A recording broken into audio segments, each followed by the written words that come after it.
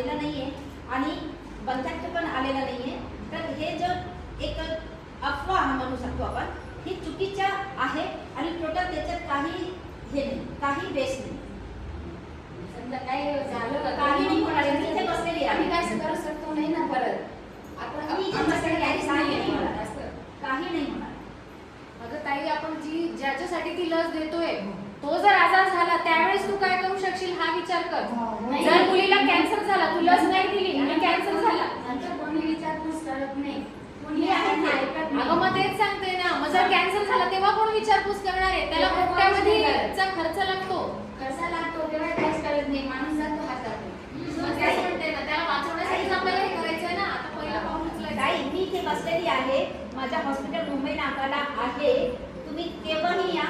याबद्दल तुम्ही केव्हाही काहीही सांगा. पुढच्या 15 वर्षानंतर म्हणजे मी जिवंत आहे तोपर्यंत.